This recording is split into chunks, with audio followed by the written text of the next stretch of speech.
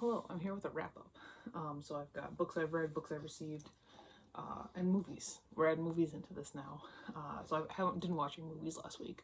Did receive one. And then books I'm getting rid of. So let's get into it. I read 5 books this past week. That's what we're starting with. We always start with the books I've read because these used to just be books I've read.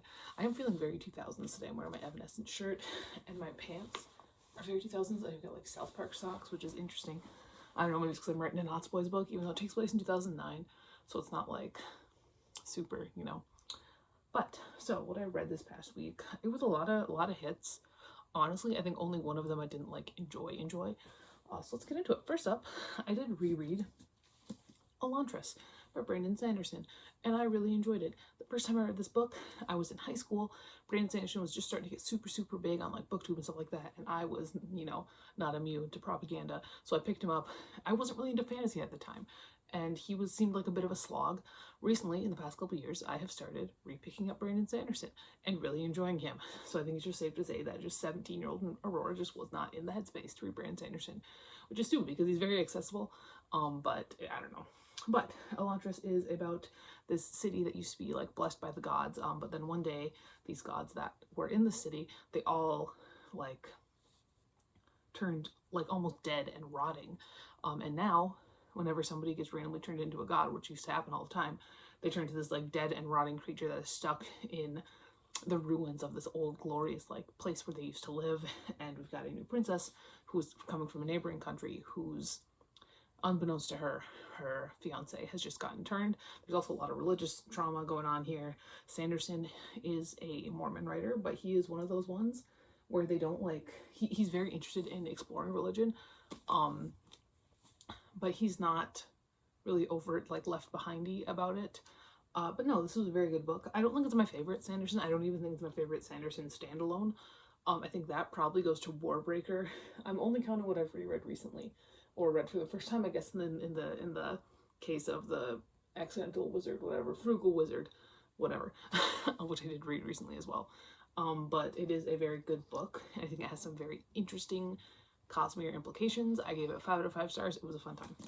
Right after that, I read my second Stephanie Coyne.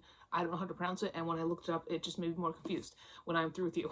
So this is about this kid, and we learn more about him as the story goes on, but basically all we need to know right now is he's kind of awkward, he's definitely a loner, and he's got this girlfriend who he really feels like she's definitely way out of his league. And so what ends up happening is the main bulk of this book, and what we're really talking about once we get past all of the introductory stuff, is that they are going hiking up this mountain. And also, incidentally, there has also been a break at a mental facility, and we'll see what happens. I feel like a lot of people tend to pin Stephanie Coyne as this like young adult dark contemporary author. She's not. She writes YA thrillers. This is a thriller. People die. It's very dramatic. It's very dark. I always enjoy reading her books, but there always seems to be some kind of disconnect there. Like I never really feel all that connected to the characters or the situations. They're very much kind of like a mindless thriller situation for me. I give it 3.75 out of 5 stars. It was fine. I still have I have a couple more of her books in the book wall. I still have yet to find one of hers that I really enjoy. Like they always seem so interesting, but I never really ever feel like I really care about them all that much. So there's that. All right, then I read what was actually my least favorite book of the week. It was not When I'm Through With You. And that is a manga, and that is the first volume of Portrait of M&N by Tachibana Higuchi. This is essentially like fetish manga. That's what it is. It's weird. Follows these two characters, the girl is a secret masochist, and the boy's a secret narcissist.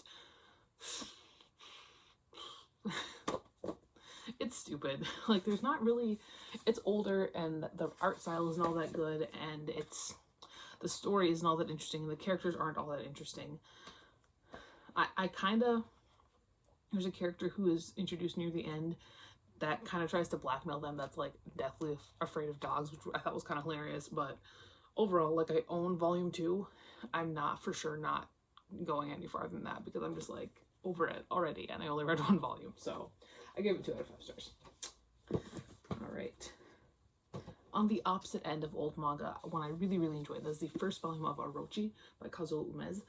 So this is another older one. You can tell by the art style, but this is about this honestly, this is a little witch that keeps going around just ruining things for people. Like, she'll go and she'll cast spells. She'll like, I want to fix this. And then it makes it worse every single time. It's kind of hilarious. And the twists are fun. Like, they're like a bunch of like short stories. I believe this guy really influenced Junji Ito, and you can really kind of tell.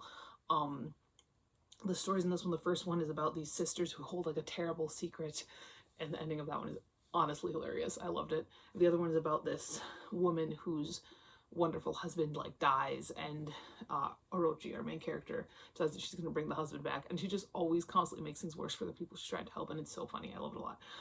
But no, I had a lot of fun with this one. I do intend on reading the other ones. So I got this from eBay, and it is a signature viz. It's very pretty. I really enjoyed it. I intend to get the other ones like in the same edition, if I can at some point. We'll see. We'll see. I'm not probably going to be doing any book buying anytime in the near future, unless things go terribly wrong.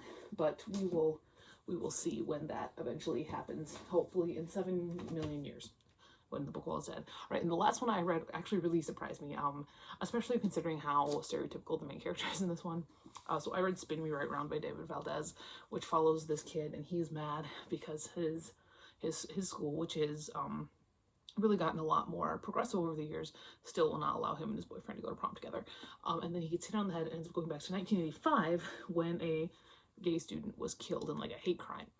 And so he meets like his parents as teenagers, which I thought was kind of fun. I thought it was really fun to meet these people we saw first as adults as like teenagers. I thought that was fun.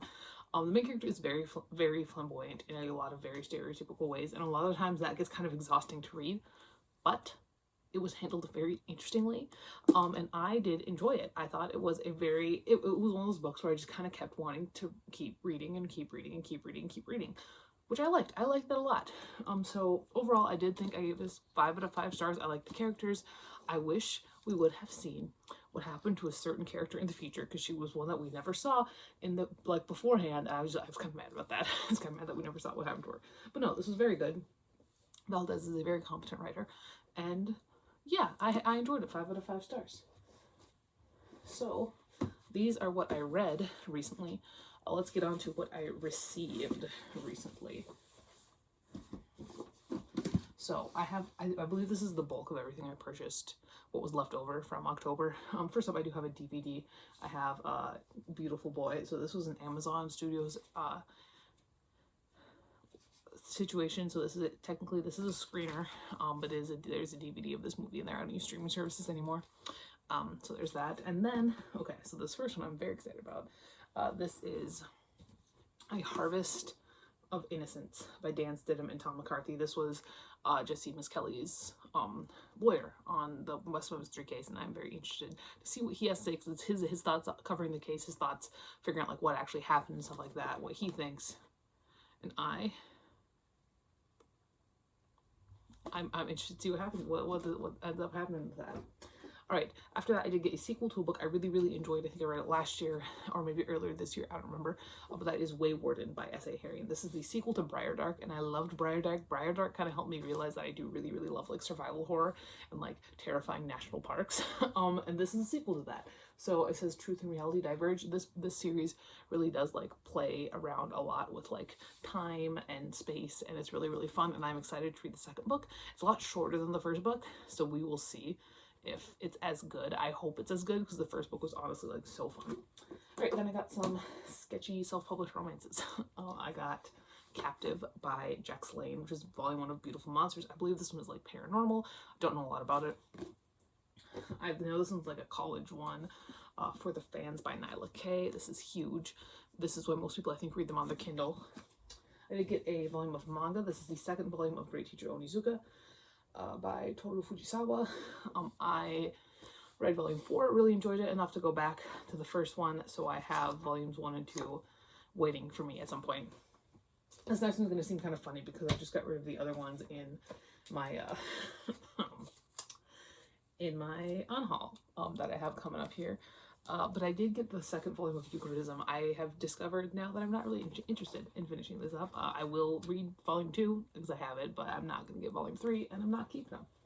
All right, I got Bad Kids by Zijin Chen, which is like about these kids who like witness something, and they just start being like terrible, terrible children, I guess. I don't know.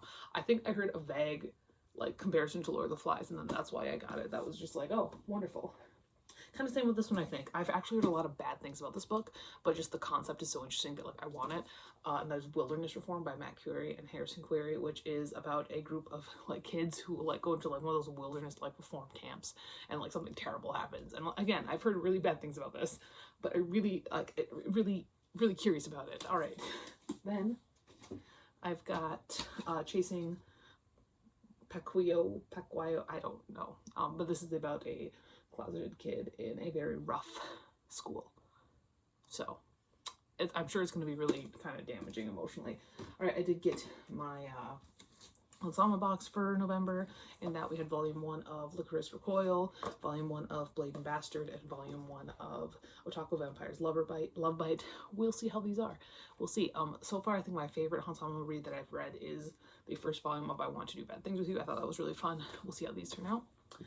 I did get a paperback of Under the Dome because honestly, okay, I was on Thrift Books ordering for the classroom, and I was like, it was one of those situations where shipping would have been more, but so I need to get over $15, and I got this. So that's why I got it.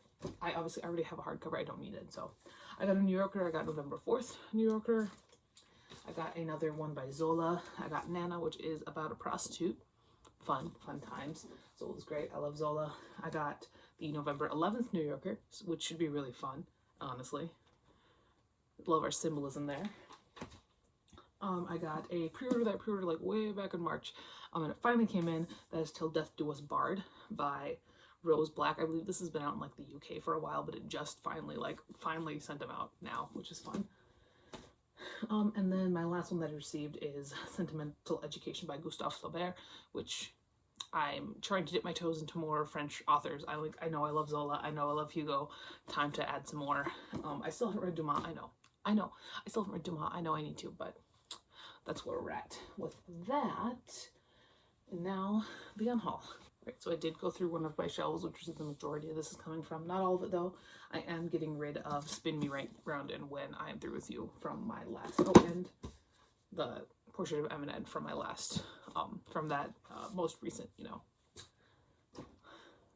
wrap up that I just did right now. But other than that, again, like I said, I'm also getting rid of volumes 1 and 4 of Eucharism. Volume 4 really impressed me when I read it. But it's not really a series that I care all that much about. I realized as I went through it, and it's only 4 volumes total. And I think that's another reason why I was keeping it. It's like, oh, it's only 4 volumes. I can just read it. I was like, do I really want to though? And the answer is no. So getting rid of those. It's finally time for me to get rid of Sway by Cat Spears. I've held on to this book for years, and it's just like a relatively fun YA contemporary that I just don't need in my life. So I'm getting rid of that. Getting rid of How Heavy Are the Dumbbells You Lift by Yaboko Sandrovich and Mom, which was a fun manga. I have volume 2 somewhere in the book wall. I'll read volume 2. I'm not interested beyond that. So I'm getting rid of Citizens by Simon Schama. I've discovered that I don't need to keep every French Revolution book I own. I'm keeping Paris and the Terror, which I loved. I'm keeping Vive la Revolution. I'm keeping 12 Who Ruled. I don't need Citizens. So we're getting rid of that. Getting rid of my arc, I know it's tragic, of The Fragile Threads of Power. Realistically, am I ever going to reread The Shades of Magic and put them on my shelves and keep them there? No, I'm not. And The Fragile Threads of Power, the reason I kept this arc for so long is it was so cool to me that I had an arc of The Fragile Threads of Power. I don't need it. And then another French Revolution book I don't need to keep, Fatal Purity by Ruth Skur. Robespierre is not my man. Camille is. If this was called Freak Who Stood on a Table, I would keep it.